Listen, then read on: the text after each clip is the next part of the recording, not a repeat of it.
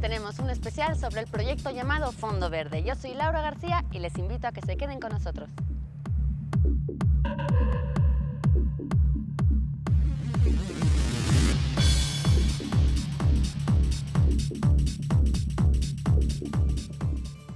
En cualquier lugar del planeta, un día soleado sobre un área verde es el escenario ideal para que se reproduzca el fenómeno siempre sorprendente de la vida. Se trata de un ciclo de la naturaleza que lleva gestándose millones de años en cada rincón de la Tierra. La Tierra gira alrededor del Sol. Además, gracias a la rotación sobre su propio eje, recibe una radiación constante de energía luminosa. Esta luz solar se distribuye de manera generosa en la franja del Ecuador, con un menor impacto en los casquetes polares. El motor del clima es el Sol, porque esto calienta la superficie terrestre, lo cual calienta la atmósfera, y en esos calentamientos que no son parejos, sino son graduales, se calienta más la zona cerca del Ecuador, la zona intertropical, más que los polos.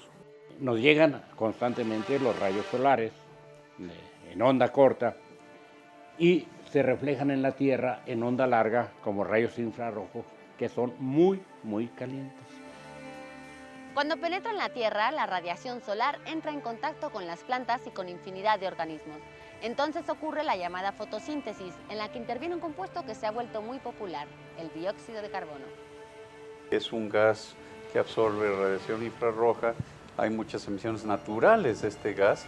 Nosotros lo exhalamos y pues las plantas lo convierten por fotosíntesis de nuevo en oxígeno. Si no hubiera CO2 en la atmósfera y no hubiera metano y no hubiera óxidos de nitrógeno, la temperatura del planeta sería como 30 grados más baja de lo que experimentamos actualmente.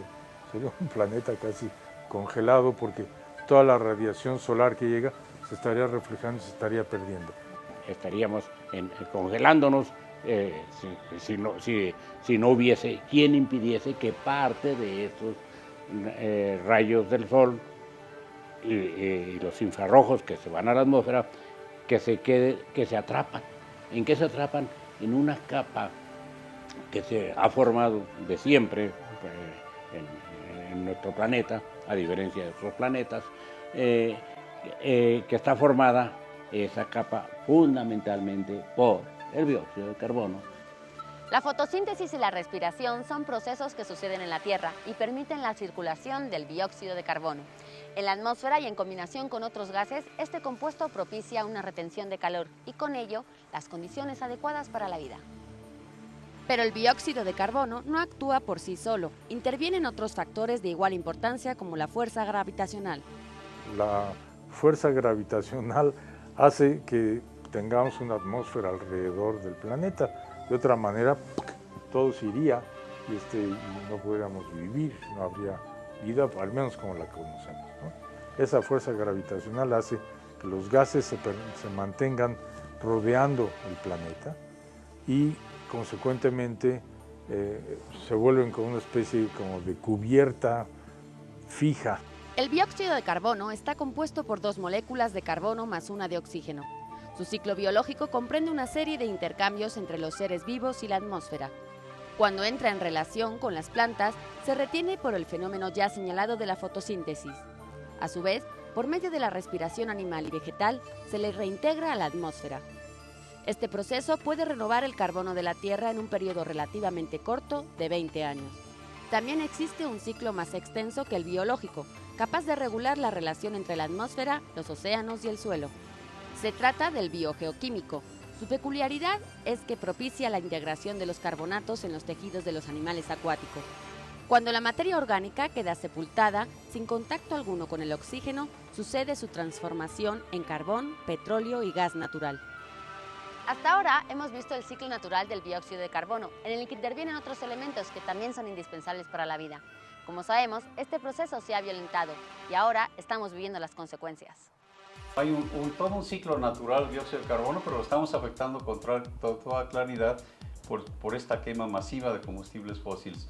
Y también otros gases como el metano, el óxido nitroso, que están relacionados con actividades humanas, pues están siendo metidos a la atmósfera.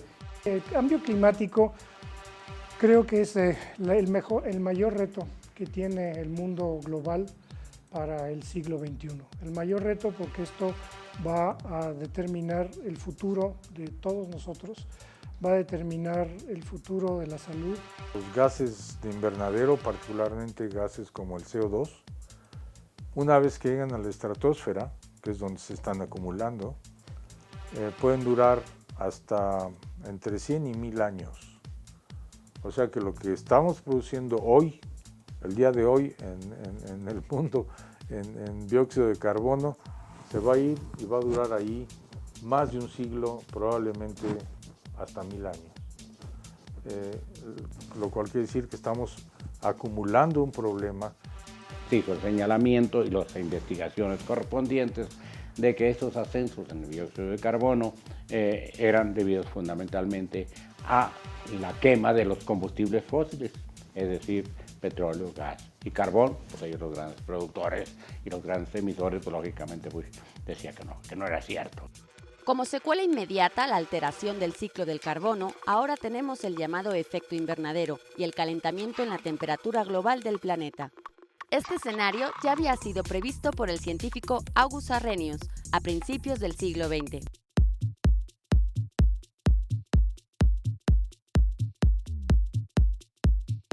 El cambio climático nos afecta a todos, todos somos parte de este planeta.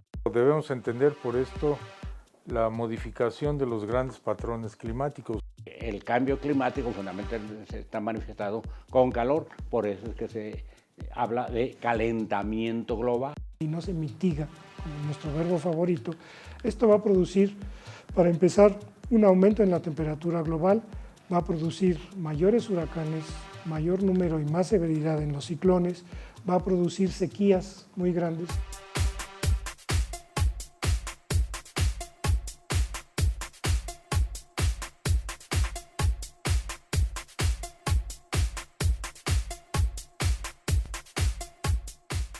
Cuando hablamos de calentamiento global, del efecto invernadero o de la afectación de la capa de ozono, solemos pensar que estos fenómenos son recientes. Pero visto de manera estricta, esto es un error, pues los gases como el CO2 han interactuado con el planeta desde hace miles de años. Otro error en que solemos caer es que los estudios sobre las propiedades de los gases de la atmósfera se dan solo en décadas recientes. El Premio Nobel de Química, August Arrhenius, ya había estudiado al dióxido de carbono hacia finales del siglo XIX. En 1896, un físico, Arrhenius, fue el primero que ya señaló específicamente la correlación entre el contenido de dióxido de carbono de la atmósfera y el ascenso de temperatura. Y entonces señaló específicamente que si llegase un momento en que el dióxido de carbono se duplicase con respecto a lo que había en la época preindustrial, había 280 partes por millón de dióxido de carbono, la temperatura promedio mundial ascendería en más de 5 grados centígrados y que en ese momento habría grandes desastres en el mundo. Es evidente que nadie hizo caso de las advertencias de Arrhenius. Entre los siglos XIX y XX, el desarrollo tecnológico e industrial trajo consigo enormes sorpresas para el bienestar de la vida humana.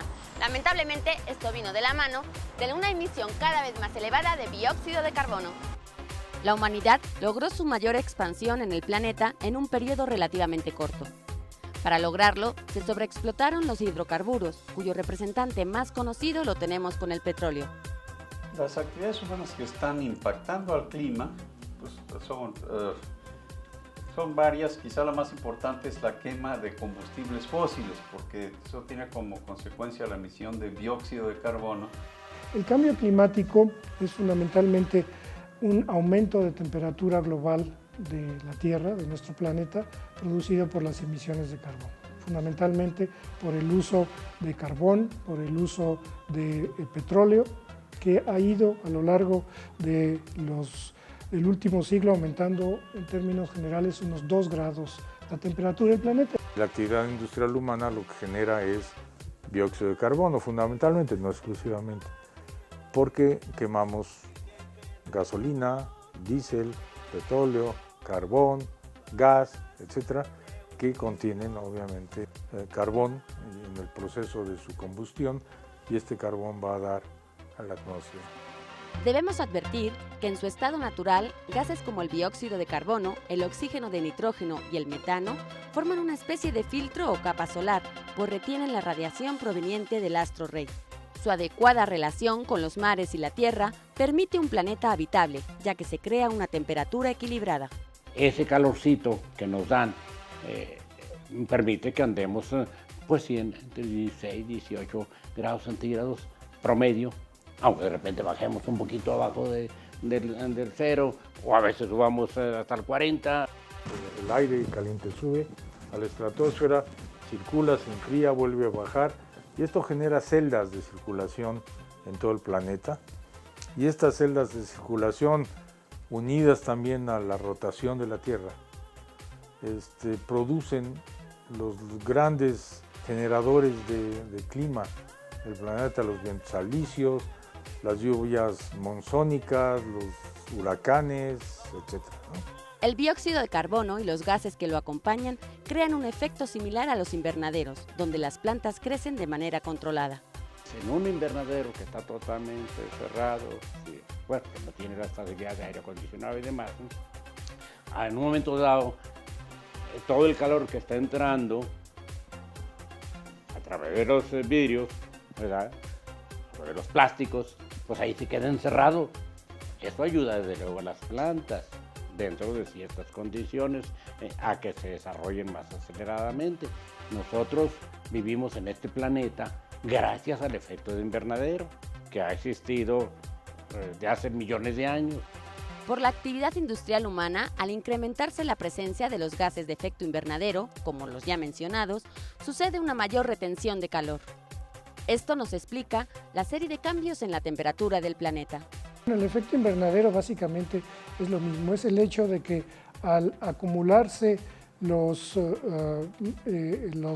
gases a consecuencia de la utilización de petróleo y la utilización de carbón, al haber una capa de gases que limitan la expansión normal de los gases, va habiendo una concentración de calor.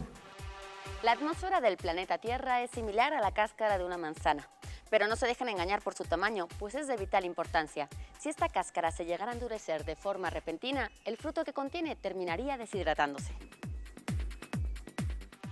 Lo que se entiende por cambio climático es ese cambio que estamos ya viendo con mucha claridad que está ocurriendo. Básicamente está aumentando la temperatura promedio de la superficie del planeta, pero también se están exacerbando los extremos de clima. El aumento de la temperatura produce sequías. Esto lo estamos viendo en México, bueno, vimos una sequía, ya no sé cómo estarán lo de las presas. El hecho de tener una sequía lo que significa es que va a haber menos agua potable. Al haber menos agua potable va a haber menos alimentos. Al haber menos alimentos y haber menos agua potable, las condiciones higiénicas también van a ser menos adecuadas. El calentamiento genera modificaciones en los patrones de circulación de la atmósfera que a su vez pues modifican cosas como la precipitación pluvial, la intensidad de los huracanes, que no es que ahora haya más huracanes, sino que los de intensidad muy alta son más frecuentes, porque se calienta el mar y esto hace que haya más evaporación del agua del mar, que es lo que alimenta el sistema circulatorio de los huracanes. Las lluvias intensas benefician a la superficie terrestre. Lamentablemente, debido a la tala desmedida de árboles, esta agua ya no logra infiltrarse a los manantiales como antes. Este escenario, muy rentable para un sinfín de películas basadas en el pesimismo y el desastre, también por fortuna ha dado pie a una iniciativa internacional que busca soluciones. Nosotros vamos a trabajar de una manera positiva, vamos a colaborar, vamos a sugerir que nosotros vamos a empezar a tomar acciones.